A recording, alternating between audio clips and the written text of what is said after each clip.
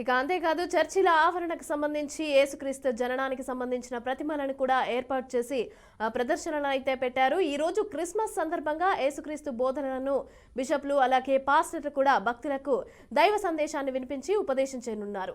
ఇక దేశవ్యాప్తంగా కూడా మంత్రులు అలాగే రాజకీయ ప్రముఖులు వివిధ చర్చిలలో కూడా క్రైస్తవులతో కలిసి సామూహిక ప్రార్థనలో పాల్గొన్నారు. అయితే దీనికి సంబంధించి పూర్తి డీటెయిల్స్ మా ప్రతినిధి శ్రీకాకుళం నుంచి అందిస్తారు. రాము, చెప్పండి, అక్కడ సంబరాలు ఎలా జరుగుతున్నాయి? క్రిస్మస్ కి సంబంధించి చర్చిలు ఎలా అలంకరణ చేశారు? వాళ్ళు ఎలా రియాక్ట్ అవుతున్నారు? గత అర్ధరాత్రి నుంచి కూడా కల్చరల్స్ ప్రోగ్రామ్స్తో పాటు ప్రత్యేకమైన ప్రార్థనలు చేస్తూ అంగరంగ వైభవంగా అయితే జిల్లా వ్యాప్తంగా జరుపుకుంటున్నారు. మనం చూసుకుంటే ప్రతి చర్చిలో కూడా పండగ వాతావరణం అయితే నెలకొంది. ఈ రాత్రి అర్ధరాత్రి వరకు ఉండి క్రిస్మస్ శుభాకాంక్షలు తెలుపుకొని మరలా ఎర్లీ మార్నింగ్ నుంచి కూడా చర్చిలన్నీ కూడా క్రిస్మస్ క్రైస్తవ సోదరులతో అయితే నిండిపోయని చెప్పుకోవచ్చు. అయితే ప్రస్తుతం మన అతి పురాతనమైన ఆంధ్ర బ్లాస్టిస్ట్ చర్చిలో మనం ఉన్నాము. దీనికి సంబంధించి మనతో పాటు కొంతమంది క్రైస్తవ సోదరులు కూడా మనతో పాటు ఉన్నారు. ఫాస్టర్ గారు కూడా మనతో పాటు ఉన్నదంటే చెప్పండి, గత అర్ధరాత్రి నుంచి కూడా అంగరంగ వైభవంగా క్రిస్మస్ వేడుకలు అనేవి జరుపుకుంటున్నారు. ఎలాంటి వేడుకలు జరుపుకుంటున్నారు? క్రైస్తవ సోదరులకు మీరు ఇచ్చే సందేశం ఏంటంటే చాలా చక్కగా రాత్రి నుండి కూడా క్యాండిల్ సర్వీస్, అదేవిధంగా క్రీస్తు ఈ లోకానికి వెలుగై ఉన్నాడని అందరం కూడా క్యాండిల్స్ పట్టుకొని క్రీస్తు ఈ లోకానికి ఒక వెలుగుగా, ఒక దేవుడిగా, ఒక రాజుగా, ఒక ప్రభువుగా ప్రజలందరికీ కూడా రక్షణ సువార్తను ఆయన రావడం ద్వారా ప్రజలందరికీ కూడా సంతోషము, సమాధానము, ఐక్యత, ప్రేమను పంచడానికి ఆయన ఈ లోకానికి వచ్చారు. ఈ లోకంలో 2000 సంవత్సరముల క్రితము ఆయన జన్మించడం జరిగింది. ఆయన యొక్క జన్మదినాన్ని మేమందరం కూడా రాత్రికాల సమయమున, అదేవిధంగా ఇప్పుడు కూడా రాత్రికాల సమయంలోనైతే మేమందరం కూడా సంతోషంతో, ఆనందంతో యేసు క్రీస్తు ప్రభువారు 2000 సంవత్సరముల క్రితము మానవాళి పాపాల కొరకు ఈ లోకానికి వచ్చారని, మేమందరము కూడా మానవుడికి విముక్తి, మానవుడికి స్వేచ్ఛ, మానవుడికి స్వాతంత్రము యేసు క్రీస్తు ప్రభువారు పుట్టడం ద్వారా వచ్చిందని, చీకట్లో ఉన్నటువంటి ప్రజలను వెలుగులోనికి తీసుకుని వచ్చారు. సంతోషము, సమాధానము, అదేవిధంగా ఐక్యతనిచ్చారు. మరి ప్రాముఖ్యంగా రాత్రికాల సమయంలోనైతే పిల్లలందరూ కూడా కల్చరల్ ప్రోగ్రామ్స్ వేశారు. యవనస్తులందరూ కూడా మంచి క్రిస్మస్ స్కిట్ వేశారు. స్త్రీ పిల్లలందరూ కూడా చక్కనైనటువంటి క్రీస్తు యొక్క గొప్పతనాన్ని, ఔన్నత్యతను, క్రిస్మస్లో ఉన్నటువంటి ఆ యొక్క విశిష్టతను, ఆ పాత్రను అందరికి కూడా తెలియచేశారు. ఎందుకంటే క్రిస్మస్ అనేటటువంటిది ఒక గ్రామానికి, ఒక మండలానికి, అదేవిధంగా ఒక జిల్లాకి, ఒక రాష్ట్రానికి సంబంధించింది కాదు. నిన్నటి దినం నుండి ఈ యొక్క డిసెంబర్ మాసం అంతా కూడా ప్రపంచమంతా కూడా చాలా సంతోషముగా, చాలా ఆనందంగా this is the universal festival.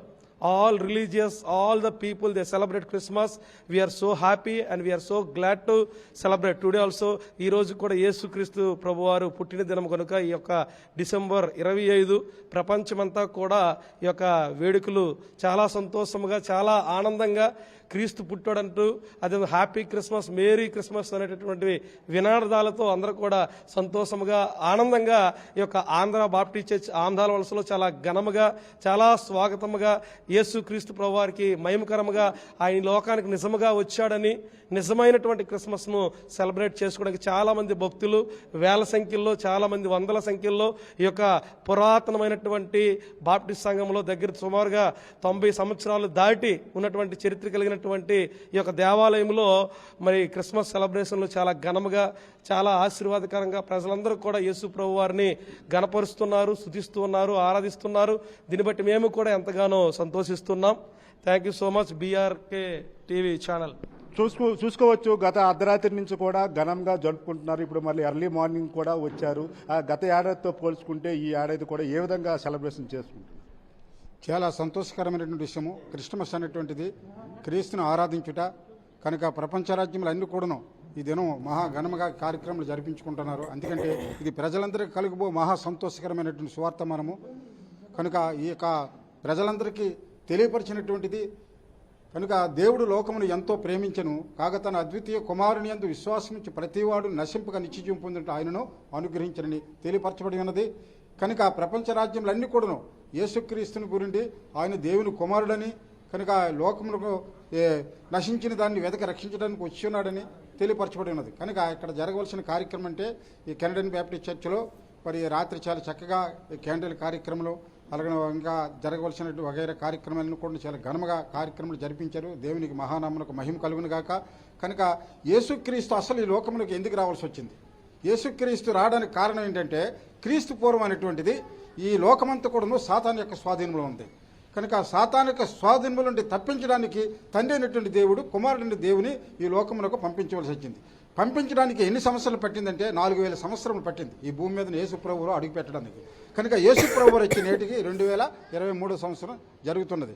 కనుక ఆయన ద్వారా, ఆయన రక్తం ద్వారా ఈ లోకంలో ఉన్న ప్రజలందరూ రక్షింపబడాలని ఆయన తండ్రి అయినటువంటి దేవుని యొక్క ఇష్ట ప్రకారంగా ఆయన ఈ లోకములకు పంపించున్నాడు. కనుక ఆయన ఈ లోకములకు వచ్చి సర్వమానవాల కొరకు తన ప్రాణం పెట్టి తన రక్తమును కార్చి మానవులందరూ కూడా తండ్రి వీరేమి చేయించున్నారు, వీరెరు కనుక వీరిని క్షమించమని ఆయన తెలియపరుచున్నారు. చూసుకుంటే ఇక్కడ జిల్లా వ్యాప్తంగా చర్చిల్లో అయితే చిన్న పెద్ద తేడా లేకుండా అందరూ కూడా చిన్నపిల్లల నుంచి పెద్దవాళ్ళ వరకు కూడా గత అర్ధరాత్రి నుంచి ఆ యేసు నామంతో అయితే మారుమోగిందని చెప్పవచ్చు. ముఖ్యంగా యేసు జన్మదినం పురస్కరించి సంబంధించి యేసు పుట్టుక నుంచి తను శిలువ అయినంత వరకు ప్రతిబింబించే ప్రతిమలను కూడా ఇక్కడ పెట్టడం జరిగింది. ప్రతిమలతో పాటు పూజలు కూడా ప్రత్యేకమైన రైట్, థ్యాంక్ యూ రాము.